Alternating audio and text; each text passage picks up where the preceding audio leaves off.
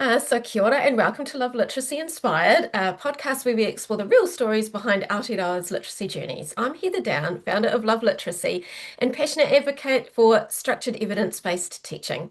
In each episode, I sit down with inspiring New Zealanders, teachers, parents, advocates, and learners to hear how literacy has shaped their lives, their work, and their hearts. So whether you're in the classroom or at the kitchen table or just really keen to learn, I'm so glad you're here. And let's dive in. And today, very warm welcome to Tiana Connolly from Pānui me te Tuhi. Welcome along and thank you so much for joining me. Kia ora, Heather. Thank you for having me.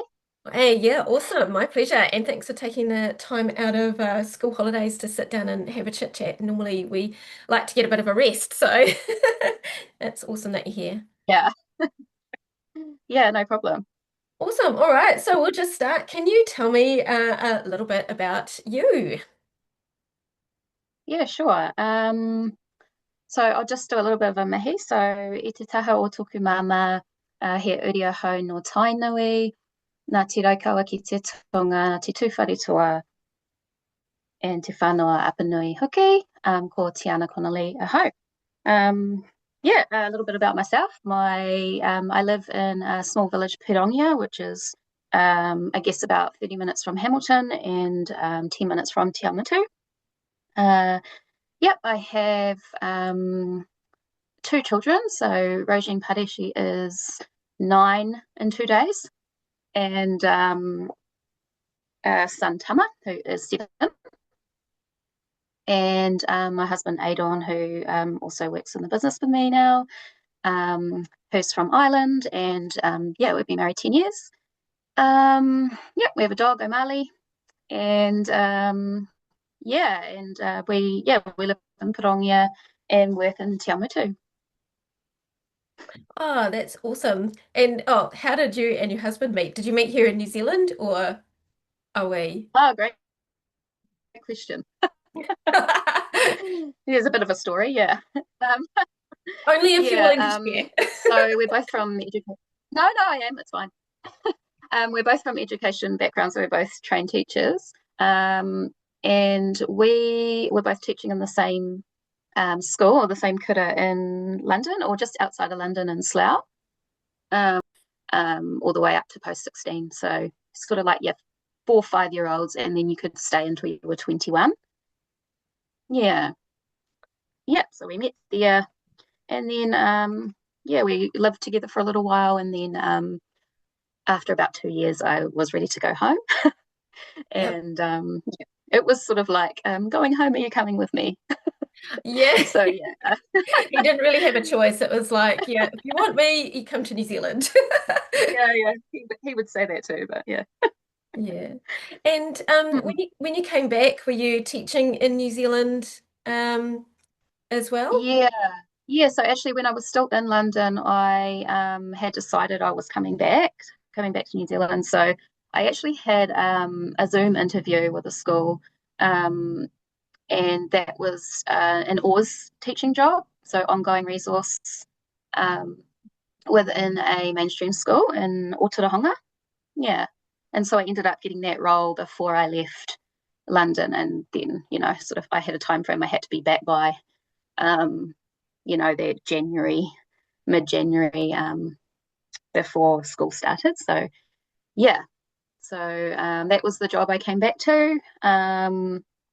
I think I was there 8 years as the Oz teacher there. So we had our own classroom within a mainstream school, and yeah, children with different complex needs. Yeah, and it was just really trying to be as inclusive as possible. And yeah, we had our own base, but we were looking to include our students within the mainstream classes as much as possible as well. Yeah, so Yeah. that's where I started when I came back. Mm. Yeah. So I know that that you ended up working as an interventionist because we actually worked together for a period of time. So I know Yeah. that you worked with Carla for Learning Matters. So when did you make the shift from school into Learning Matters?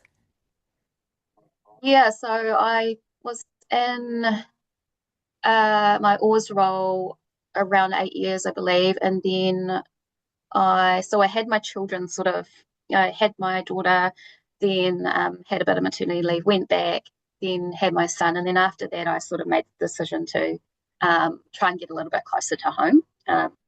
So yeah, Aotearoa is not that far. Mm, It's mm. probably maybe 20, 30 minutes. But yeah, I was sort of looking for something in Te Awamutu or closer to home. Yeah, so it was straight after that job that I moved into the role at Learning Matters. Mm, Yeah, so was a specialist educator like yourself. mm. And yeah, I keep forgetting how long I was there. I think maybe 6 years or maybe 7. Yeah, I'm not very good with remembering all the dates. Yeah, no, I know what Um, you mean. I know I did I think I started there in 2020 because I started just before we had the lockdown. right, Yeah, yeah. yeah, So and you were already there, so I know it was a wee before that, yeah. yeah, a little bit before that as well. So when you joined Learning Matters, obviously that was a slightly different way of teaching than you were used to teaching. Absolutely. Yeah. Yeah. So how did that little part of your journey go in terms of teaching? Oh, look, it was really eye-opening because I did my MSL training or I MSLE with Jodie. We were actually on the same training, I think, weren't we? In Palmerston North. I'm not sure. I Oh, don't, yeah, no, I don't think because I actually only did my training a couple of years ago. oh yeah, no, that's what I must Yeah, have been thinking about. Because yeah, there was another educator there too, but I think it was Nikki, now yeah, that I think right. about it. Yep, yep. Anyway, yeah, so in Palmerston North, I did the MSL training, Mm, and that was sort of hosted, I guess, by Liz Kane. And yeah, she like got Jodie over to do that. So yeah, down in Palmerston North for that for I think it was 3 days, mm, mm, um, which was cool. Eye-opening training, really. mm, Like yeah. it was just like light bulbs, and I just thought like how like why don't I know this stuff? Or like it just makes so much sense now, Mm, learning all the um, like the theory behind the brain and everything too, but also just the spelling concepts and how they work and apply to words and all of that stuff was just so good. Um, yeah. So after doing that training and obviously getting the support and the support from the people at Learning Matters as well as an educator, yeah, mm, it was mm, it was awesome. mm, I just felt like actually I know how to I've just got so much more confidence in my teaching now. Yeah. And like actually I do know how to help you, like, yeah. the child that's sitting in front of me. So yeah, I think just getting that what do you call it? Like seeing those results Mm, mm, in those students was huge for me. mm. Um yeah, yeah. Mm, mm. Yeah, I can definitely relate with that one. Yeah, I mean my background I did the spelled training and then joined Learning Matters but Right. I Yeah. definitely like I wouldn't be the educator that I am today without all of the knowledge that I gained Oh, from Carla and the team um, mm, mm. behind the Ideal platform. So yeah, like really I just felt like at the time it was just so revolutionary. Yeah. Yeah, yeah, yeah. And Like, I think the crazy thing to know and to hear was that like that research had been around for so mm, many years, mm, but we were just so behind. Like, mm. yeah, Yeah. it was just mind blowing, really. Yeah, like why wasn't it accessible? I couldn't understand it either. Mm, Um, I always used to think to myself that when I was an early childhood educator, if we noticed something wrong with something was wrong with children's eyes, or ears or speech, like we referred straight away through to the ministry. We had all of these mm, forms and little observations that we had to do. And yeah, I was always a little bit surprised that when my son started school and he wasn't learning to read or write properly, that observations weren't being done Yeah, and referrals being put through. But yeah, when the more I delved into it at the time, it was just the fact that nobody really knew, like they hadn't had access to um, sure. Yeah. yeah, the teaching about it. So yeah, I sort of feel like we are definitely in a better position. Um, do you reckon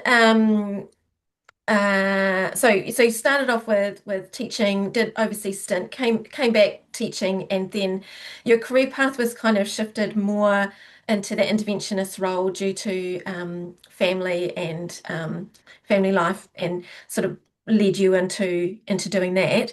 Do you think there was a particular a learner or a moment that also helped to shift your understanding of literacy? Like, do you think? Yeah, I I wouldn't say like pinpoint a student um particularly, but just I think just we had obviously had a lot of students that would come in with dyslexia, for example. And I think like before doing this training, I wouldn't have known really what was happening, how to help them. And so I just feel like, I was able to now have these students with quite complex needs or, just who are struggling. Mm, Um, and often would go under the radar because, they did okay, mm, they got by type thing. But actually, it did take a lot for them and mm, like cognitively and I think I could just see that now and like mm. being able to work with kids really one on one or um, you had a lot of more time to kind of see and notice Mm, um, and that sort of thing. And so I really I guess, appreciated having that knowledge and just being able to actually pinpoint certain things mm, and just be able to help. mm. Yeah, And then also like tailoring your knowledge around particular student and where their learning is at the time and how best to respond. Yeah. yeah, that's right. Yeah, because they do come with a lot of um, skills, and then it's just knowing where are those gaps and how can we support those Mm, to bring them up to where they can be confident in themselves. And that's another massive thing for me is just when you see the shift in their mana or their pride or their confidence in themselves, I mean that's massive. mm, um, that's a huge shift in itself. So oh, I can actually read now, like mm, I can mm. read something, you know um, yeah, it's huge. And you just see and those light bulb moments where you see them go, oh, that's why, or like that's how it works. Yeah, those are the cool moments. Yeah, yeah. Yeah, And it's what keeps you coming back because yeah. it does. Yeah. Yeah, it does. Yeah. Yeah. So at the moment you're the founder of Pānui Me Te Tuhi. So Pānui Me Te Tuhi was launched in 2021. Yeah. So can you talk me through a little bit of how you came to create uh, Yeah. Pānui Me Yeah. Te Tuhi? Yeah, sure. So yeah, after working for Learning Matters, we had a shift where we're no longer employing educators, and they were really awesome at supporting us to go out in our own business, which was great. So Mm, 2021, yep, was the year that it all started. And yeah, so I decided to take the plunge and have a go at um, this business thing. So yeah, so I just started by continuing on from what I was already doing, basically. So it was literacy intervention in English, hmm and I was able to take some of my current clients with me, which was useful, and um, then just kind of built on it from there. So yeah, so I started off like that, continuing on from where I was basically, and then just obviously learning. all the business side of things. So on top of that, your admin and your financial stuff and all of that, which is another thing, and it's another learning in itself. Yeah, and quite quickly after that, I started offering hangangari o matatini lessons, which is structured literacy, but for reo Māori. Yeah, and because I'd done my training, actually, I did some training when I was still at Learning Matters with Mahina Salvi-Loa, or Mahi by Mahi, as she's known as, and did the training in hangangari o matatini. So I then took the approach and the scope and sequence that we learned and used that to teach and run my sessions. Yeah, so I was able to offer lessons for students at an intervention level who were potentially in a kura kaupapa or a rumaki reo setting in kura. Yeah, so yeah, and that's what I was doing up until 2024. And yeah, and then that's when my husband decided to leave his job. And he's in education, but like curriculum development at the Wānanga, Te Wānanga o Aotearoa. And he decided to jump on board. So he trained also with Jodie, IMSLE, and then he also did Alton Gillingham structured math training as well. So yeah, he's definitely the math brain. Yeah. So yeah, just in general, he's the math brain in our family. So yeah, he was the right person to be doing that. And yeah, so 2024 we started offering math intervention as well. Yeah. So, and how's the math side of it going? Because I mean, me personally, I'm only offering literacy, but I get so many of my literacy students needing maths as well. So, how's that side of the business taken off? Yeah, good. I mean, it started off a bit slow, but it was probably more um, just getting the word out, I suppose, that we were offering that. And also, a lot of the time, literacy is kind of given the forefront and is the one that, families or students want to kind of tackle first. But it's going pretty well now. We've got quite a few students doing math. Yeah, he's really good at it, so at teaching it. So I often say I need to sit in there and learn myself because Yeah, math and I is mean, just not really my strong point. yeah, I was really good at maths when I was young, but not to teach it. So yeah, I know Yeah. exactly what you mean. Um, Yeah. I mean, at the end of the day as well, like we do know that a lot of neurodiverse tendencies have a comorbidity. So generally, if we have dyslexia, we might have dyscalculia, or Mm. yeah, we might have dysgraphia. And if we've got a language-based program deficit, then we also need to be looking at the language involved with maths because mathematics ends up being such a language-based as students progress through the years, it becomes much more language-based as well as formula-based. Yeah. Well, that's right. Yeah, and a lot of the things that Adam notices is that when they start to have word problems, it's actually is this a comprehension issue or is this a maths knowledge issue? Yeah. And potentially it's both. But yeah, comprehending what has been asked of them in a math equation is often quite tricky to decipher. So yeah, that's another thing again, yeah, and I guess that's good because he's got, the both sides of the knowledge in terms of the literacy and the math there, so you can sort of understand where Yeah. the how to support that. Yeah. Yeah, so it ends up being quite a nice wraparound service, really, at the end Yeah, of the day. So yeah, yeah. yeah, we definitely need more. We need more of that kind of wraparound, like encompassing the literacy Mm. and the maths. So yeah, Yeah, yeah. And that's been good. in terms of your with the bilingualism, how have you found that that has supported you with teaching your own children in reo Māori? Yeah, no, it's been good.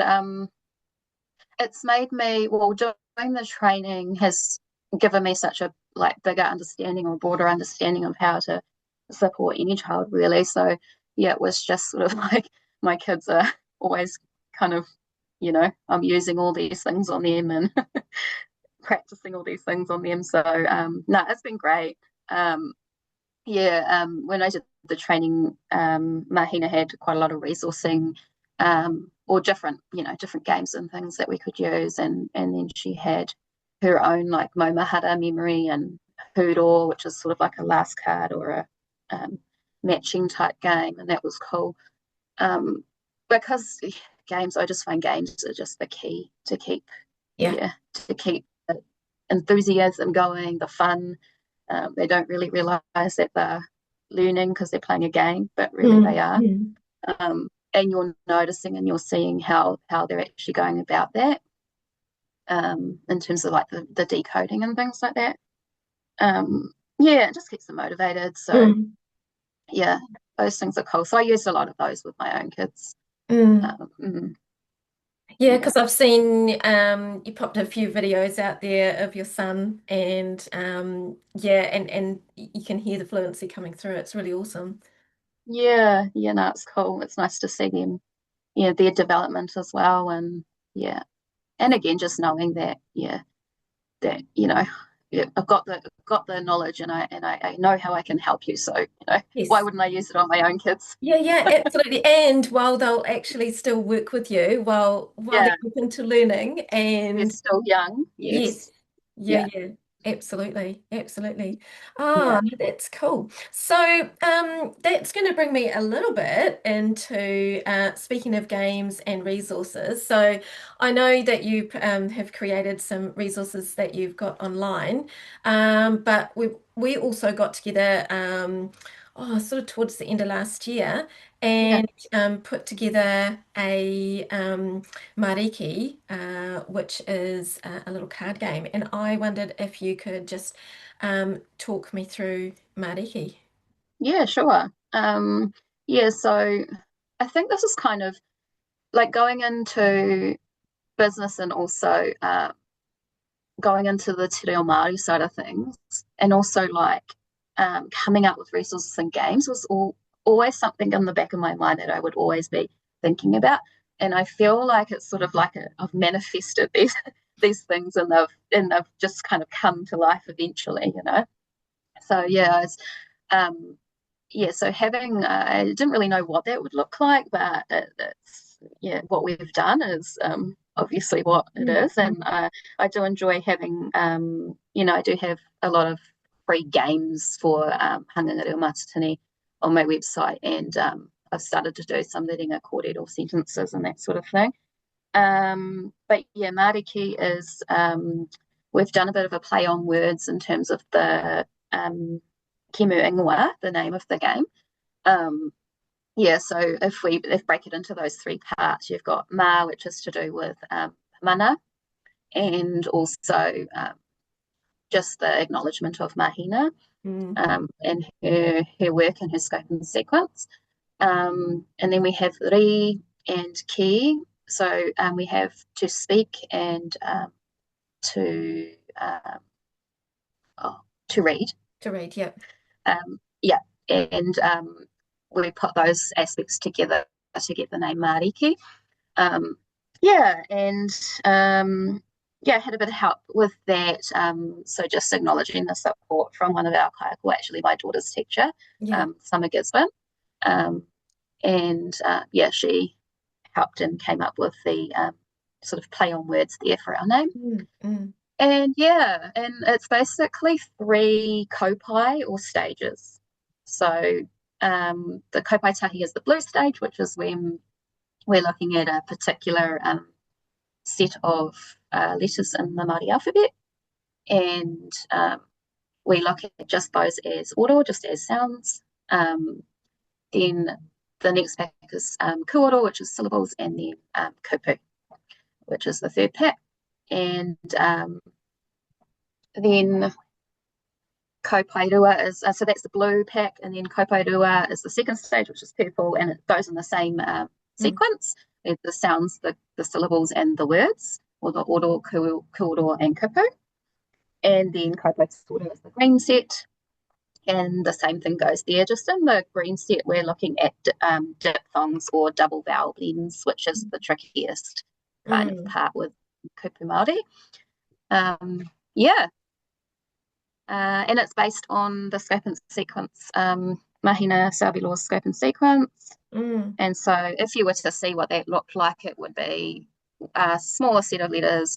Then the kaupairoa is the whole alphabet, and then kaupairoa is when we start to pull those diphthongs in. And how have you found bringing the game into your lessons? Yeah, no, it's been great. Again, it's obviously the game itself is based around the yeet. The yeet game and how that works. So if you've played that, then if you pull a yeet card, then you steal somebody's pile of cards, and the same with Marīkī. So if you pull a Marīkī card, the same thing. They just love it. It's just fun. There's a bit of competition going. It's So every kid that I've played it with, or groups of kids, have really enjoyed it, and they always go, "Oh, we're going to play Marīkī," Oh, that's so cool. That's so some cool. of the kids that and some of the kids I teach, and I forgot to mention I do 2 days a week in a school. Oh, okay. Yeah. So 3 days of my week is as a intervention specialist, whether that's with the hānanga, the matatini lessons, or the English medium, and then 2 days a week I'm in my kids' school. And so I work mostly sort of that tier 3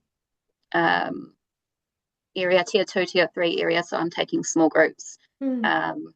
It could be kids that need support sort of more in that lower level, and then also some of our teachers have got me working more of an extension with kids. So they might have a lot of kids working, sort of younger kids working at that sort of lower level of skills, and then a few kids in their class that are quite advanced, and so then they get me to take them, which makes a lot of sense. That's actually great, because one of the things that I got out of going to the Nancy Young conference back in January was making sure that we're actually covering the entire reading and writing ladder.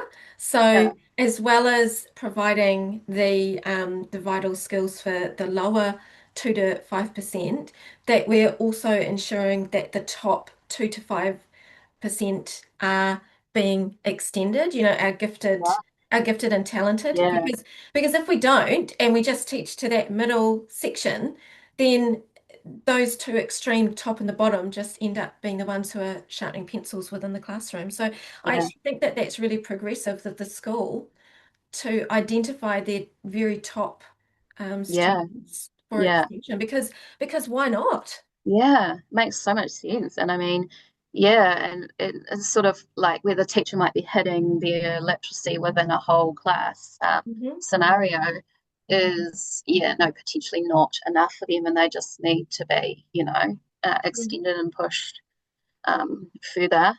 And often it is those our gifted children, and we hate to see them miss out. So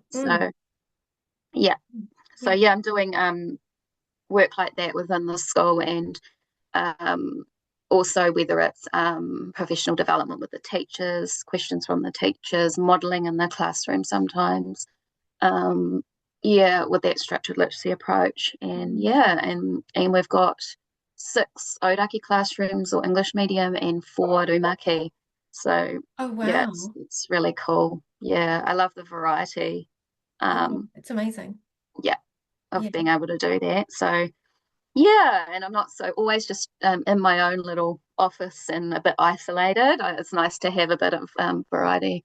Yeah, and Yeah, interaction and also just sort of being within the classroom environment as well yeah, and seeing yeah. what's going on. But also being able to see what teachers really need as well is That's great. right. Yeah. Just being around, yeah, just a bit of socialization and other teachers and things Mm, like that is cool. So mm.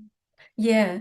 So, and just I had one more question just around Marīkī. Well, two more really. So, for Marīkī, what was the most important thing to be able to get right with producing Marīkī for you?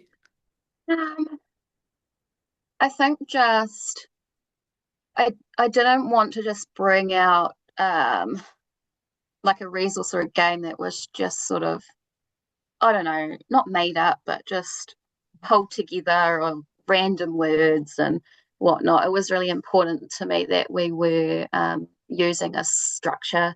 Mhm. We had that I was following, um, kind of like an evidence-based scope and sequence that I knew was going to support our tamariki, and obviously it's in Te Reo Māori, so within that for our Māori students.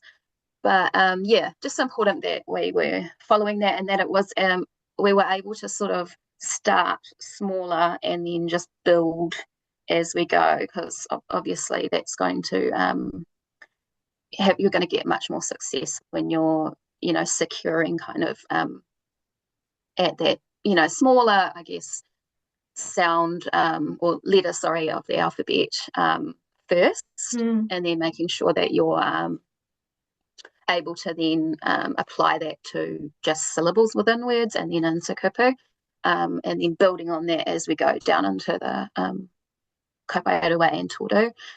Yeah, and that yeah, that they've got that what do you call it like they've got that sort of foundational knowledge, and then from there it's just going to be easier for them to get into the more trickier kupu. Yeah, for both reading and writing. So Yeah, and there was one thing that I realized through all of this is like just how many Maori words we're actually pronouncing incorrectly. right, yeah. Basically because we don't have a great enough understanding of Mm, of the basic sounds yeah, within Maori. And we kind of mixing up a lot of words without, or no, not mixing up words, but mixing up sounds within words because we haven't got a good understanding of the. yeah, sure. And Yeah. that's probably a lot to do with the vowels, Yes. and just knowing that the difference between those English and Māori vowels.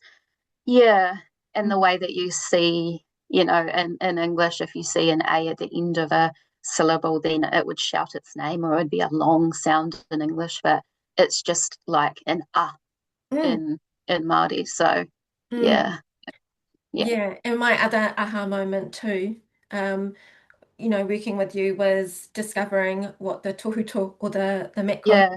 meant. Okay. And Yeah. yeah, and I know it seems so silly, but it actually made a lot more sense. And then it made me think, oh, why doesn't the English language have the macrons? Because Yeah. it would help so many children to know that Yeah. if there's a little line across, we say that as a as opposed to a. Um, but yeah, and the other day I was True. rubbing my dog's belly and I said to her, oh, do you know what? We've actually been saying the word tummy wrong. So we say it as, now correct me if I'm wrong, but we would say it as puku, but it's actually puku. Yeah. Ooh. Yeah. Poo. Pu- Yeah. Puku. Puku. Yeah. Yeah. Yeah. And so I was, yeah, Yeah. it just goes to Yeah. show you Cool. that there's still so much, and like even me. So yeah, I mean, my mum actually spoke fluent Māori and she taught Yeah. Māori. You said that. It's But then amazing. she never taught us. So Yeah. yeah, Yeah. yeah, Yeah. which was a shame. Mm. So Oh. I just had one other question around Mariki, and then I'm keen to delve. I've got a few more questions around Pānui me te tuhi with some other types of questions. But what were some of the and I'm trying to think of the right word here. So we've talked about the good things about Marīkī, but what were some of the things that ended up being a little bit of a roadblock on the journey to creating Marīkī? Um, yeah, I guess there was quite a bit of time just making sure that what I had done, um, all the, information, all the sounds, the kuo, the kupu that I collated were all corresponding correctly to the scope and sequence. Yes. Um, and even after checking it quite a few times, and Yeah. Yeah. we've got the game out, but there's like one or two little things that I've gone, oh, I've been playing and I've gone, oh no, that sound wasn't supposed to be in that word wasn't supposed to be in there because it's not in the correct Yeah. Yeah. kaupai. But yeah, very minimal. I think I've maybe found like two possibly. Yeah, that probably that need to be changed eventually. But Yeah. yeah, um, yeah, that's probably. I'm just trying to think if there was anything else. Yeah, that's all I can kind of think of off the top of my Yeah. head. Yeah. Yeah. And I think at the end of the day, we're only human. So, Oh, that's right. That's right. yeah, no, I think it's phenomenal. And yeah, I've been really excited about it. So I just wanted to, if we pop back to the English medium structured approach to literacy that you're doing at the moment, and we're just gonna like a little bit of diving back. So can you talk me through so you finished up with Learning Matters, started off Pānui me te tuhi, because Learning Matters went through a restructure and we were all very, very well supported by Learning Matters, which was amazing. So can you talk to me about what scope and sequence that you're following and how your business works with structured approach to literacy at the Yeah, moment? yeah, yeah, sure. Yep, so with our mathematics, Aidan's following the Alton Gillingham scope and sequence for math. Mm, Obviously, with the Hanganga Reo, I'm following Mahina's scope and sequence. And then with our English lessons, we are using Ideal through Learning Matters. So mm, we are able to use the assessment tools for our new kids coming in, our initial assessments, reporting on their platform for the specialist educators, and resourcing too. So, yeah, so we are using the scope and sequence within the Ideal platform. Yeah. And then in saying that, obviously, you depending on the child and the individual needs, we can kind of pull back, add in, depending on, reshuffle sometimes a little bit, depending on what they need and where they're at. But yeah, generally that's what we're following. mm. Yeah. Yeah, which again, and really in reality, it made it a beautiful, seamless kind of transition from working for a company to being self-employed. And Yeah. Yeah. yeah, It does. And we do find it really an easy, system for us to use. And, we both kind of know um, what we're doing, and we're both using the same sequence and everything. So, yeah. And just the ease of having resources at our fingertips, that mm, means that we've got more time to, um, you know, do our own planning, and just more time for everything else yeah, yeah, because absolutely. we have, you know, um, resources there that we can use if Mm, we want to. And also, obviously, we use other resources too, and decodable text and things like that. And we come up with our own ways of teaching, but it's just there to be one of the supports in which we use. Yeah, and so there are slideshow lessons that you can use if you want. Sometimes I don't use those. Sometimes I take parts of those and use them. So yeah, mm, I think just because I've been doing it for so long and I never yeah, used to have it, Um, Yeah. yeah, it's just another kind of layer on top that I can access if I need it. So yeah, it's Mm. really helpful. Yeah, and I think the cool thing is too, like you've got all of the resources there.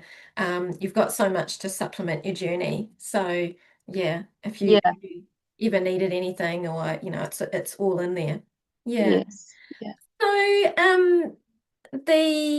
I was just going to ask you a little bit about so we're going to look a little bit forward and then we're going to look back. I know that sounds a bit weird, but I've just my question is where do you see Pānui me te Tuhi? Because you've grown so much from 2021 up to, we midway through 2025.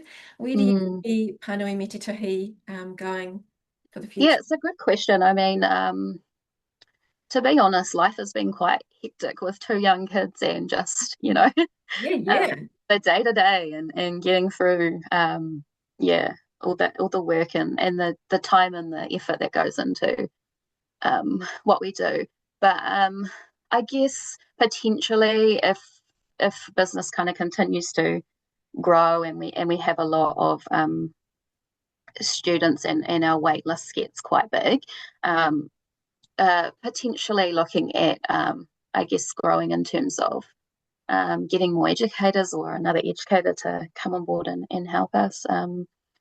Yeah, with that and what that looks like. But yeah, I'm not really sure. I've yeah, just sort of been going through the phases and yeah, just making sure that what we're doing is you know, going well for us currently. So yeah, and it's been like another step taking on like Adon coming on board and just because then my role sort of then becomes also like making sure that what he's doing is okay and yeah. we're all Yep. um yeah, so that's that's been a bit of a change for us too, so to work through, but no, it's going well.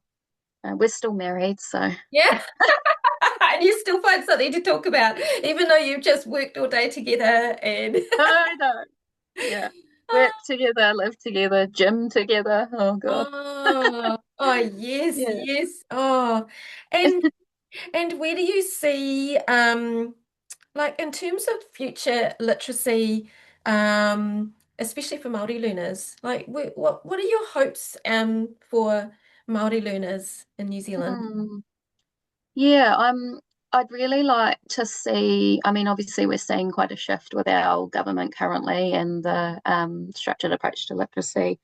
So Mm. I'd really like to see that also is reflected within our rūmaki and kura kaupapa.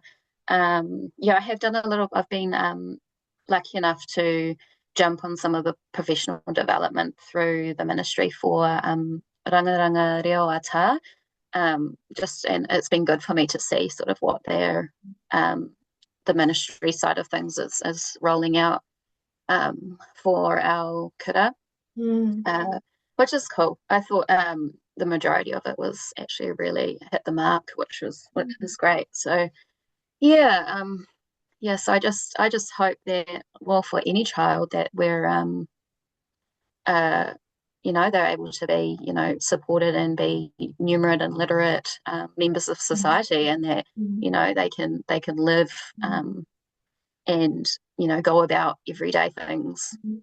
without struggles. Mm. Um, yeah, that's Mm. what we're really all about. And it's just, there's so many stats out there in our country on our prison stats and things like that where literacy is just so low, and yeah, so it's really that's obviously that's what we want for our people, is just to be you know get through life and not be Mm. not be able to read and not be able to fill in a form, or Mm. just everyday life. Mm. um Yeah, and yeah, no, I totally agree with you. And it's even those everyday little things, the other day when I was talking about persuasive writing, I know this is, sorry, a little bit, but I was talking about persuasive writing with one of my students, and Mm, he's like, oh, why do I need to learn this? And I said, well, one day you might need to write an email off to, I don't know, a council because you strongly believe that some work in your street needs doing to make it safer.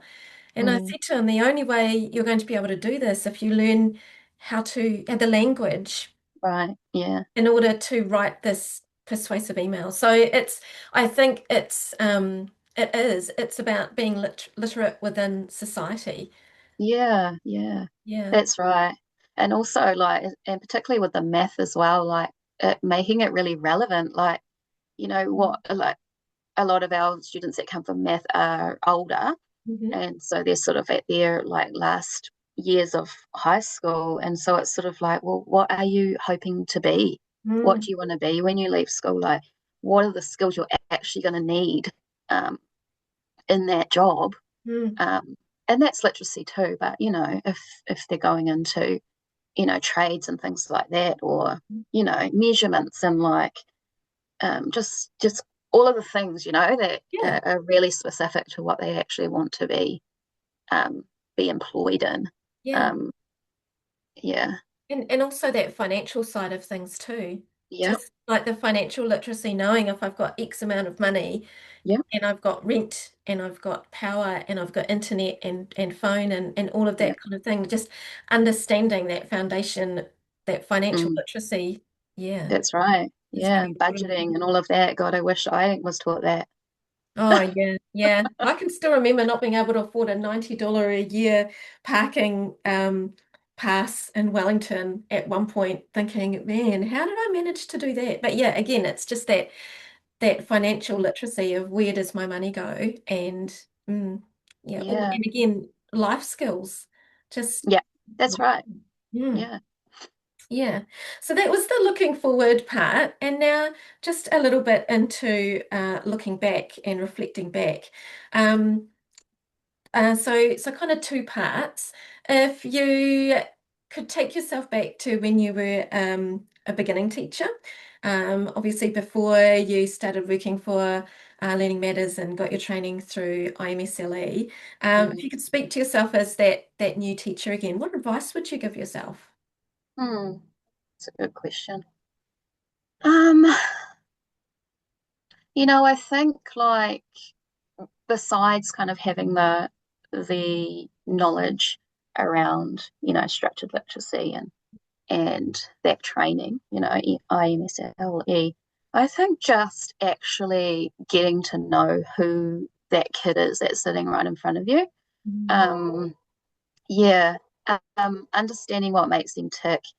Um, just breathe, like, because there's so much for a teacher, and yeah, just really knowing your kids, I think, and then you can sort of pinpoint or tailor sort of your teaching around what their interests are and special interests. And special interest was such a huge thing for me because I worked with a lot with kids, majority of children in special ed. So yeah, we had a lot of complex needs, and kids really would have very like honed in kind of special interests that Yeah. they were like obsessed about. Mm. And so if you can find that and in your students and use that to your advantage as a teacher, yeah, just it really keeps them engaged and involved and motivated.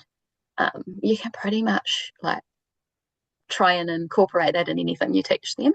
Mm. Um, yeah, then it's going to be really helpful. So yeah, I guess just overall just knowing who they are. Mm. Um, yeah, which goes beyond who that where they what their name is and where they come from, but what makes them who they are. And What makes them who they are, and yeah, also like what does their family bring? Because yeah, you probably see this as much as I do, where a lot of the time you get a neurodiverse student, and then once you've been teaching them for a little bit, you find out that maybe dad is neurodiverse and perhaps has dyslexia, and so that it just kind of you can mm, see where sometimes that anxiety or uh, can That's come right. through. It's just, yeah, understanding that, like totally agree with you, understanding that bigger picture of who is sitting in Yeah. front of you and what do they bring with them. And from that point of view, like I have this conversation sometimes with kids that you know get a bit down on themselves around having dyslexia and things like that, and I just think like there's so many. It's like a superpower, and they might not think that, but like yeah, they struggle with language and literacy, but um, they have like a really amazing brain, Mhm. like because they're wired differently, they can think outside the box. Mhm. Where um, that people that are not neurodiverse can potentially not really do that so well, Mhm. come up with amazing ideas and like businesses and companies and that's the sort of like Mhm. person and brain that they want to really like drive what they do. And yeah, and there's so many like inspirational people like with Mhm. dyslexia. I mean, Jamie Oliver's always been one of my you know heroes that I have always followed and just loved him for his cooking. But then Yeah. when I found out he had dyslexia, I was like, oh my god, like he's Mm. like yeah. And there's just yeah, I think Keira Knightley, the actor, like there's just Yeah. so many yeah, Jennifer just Aniston, apparently. yeah, amazing people that have done amazing things. And I think I just like to remind them that Mm. like yeah, that that just because you have this label or Mm. this diagnosis, Mm. it doesn't mean that you can't be amazing. So yeah, Exactly. Yeah. yeah, Yeah. And I was watching something the other day, and the woman, she has dyslexia, and she was questioning, well, how would you like to be referred to? Well, I feel like those are the wrong words, but she said, I call myself, she says, I am dyslexic, but then some people like to say, I have dyslexia. So it's yeah, really just also helping them to build an understanding of who they are. yeah, Yeah, yeah. exactly. That's You're something right. my husband has always said, and it's the same with autism. Yes. Like he will cringe at um, somebody calling somebody autistic But, or yeah. dyslexic. He says, Hmm. no, actually, you're not defined. You're like you don't not defined by that, Hmm. and you are yourself. You are your own person, and Yeah. with Mm. dyslexia or with autism. So yeah, I think again that's the other thing about knowing who that person is Mm. first, and Mm. potentially not giving them that label that kind of yeah Puts them um in a box, right? Because yeah, we're all different. Everybody's yeah, different. Yeah. that's Yeah. right. So my Yeah. other little question about going back into the past was, what advice would you give yourself starting off Pānui me te tuhi? Again, if you could go back to the beginning of that, what would you say to yourself? Oh yeah, I would probably say don't take on too much. Mm, that's wise advice. Yeah, I Yeah. need to listen to that advice. Yeah. Oh, I'm not good at that at all. No, neither. Yeah, I just struggle with saying no to Mm. helping um kids, but I yeah, probably just give myself less time, a bit of teaching through the whole week, and give myself a bit of leeway to actually do all the other businessy things. Mm. Yeah, that's probably what I would say. And although it's great, I've really glad that I went out and did what I did and started the business, because it has given me the opportunity to, yeah, I can go to my kids' things and, um, I make that choice that I'm going to do that, and that might mean that I'm, you know, missing out on some money, but hey, I've got to, um, I'm able to think about my own children and go and do things for them and watch them do things and Mm. stuff like that. So that's been, a real good, really amazing thing. And just being able to, like when I'm working in the school, leave the school at Mm, the end of the yes. day Yes. Yes. and not be like thinking about all the Mm. 1,000 other things that the teachers have to do Mm. before the next day, or and not having to go to all the meetings and things like that. But yeah, yes, I'm glad I did that. But I still take a lot of work home with me, and that's probably something I need to uh, try and pull back on. And it's the holidays. Maybe I shouldn't be working. Maybe I should Yeah, actually have a holiday. yeah. Yeah, Oh, I know. Yeah, it's like I always tell myself that before the beginning of the school holidays, and then it's yeah. yeah, yeah. We're our Oh, worst enemy, really, aren't we? oh yeah. It's the passion and the dedication, It right? is. So yeah. Yeah. So where just in terms of social, where are you most active and where can people find you if they want to look you up on socials? Yeah, I had a bit of an issue with some hacking earlier in the Oh yeah. yeah, so I've got another Instagram handle now, but it's just Pānui me te Tuhi on Instagram and the same on Facebook. And yeah, and then I just have a website which so I do have a lot of free resources on there for people. So Yep, that's cool. just www.panuimetetuhi.com. Mhm. Yeah, Awesome. And yeah, we'll pop some links in there. And then my last little question, or not really question, but is there any advice that you feel like you just want to share, or any like last little bit of something that's really important to you that you would like to share with everybody?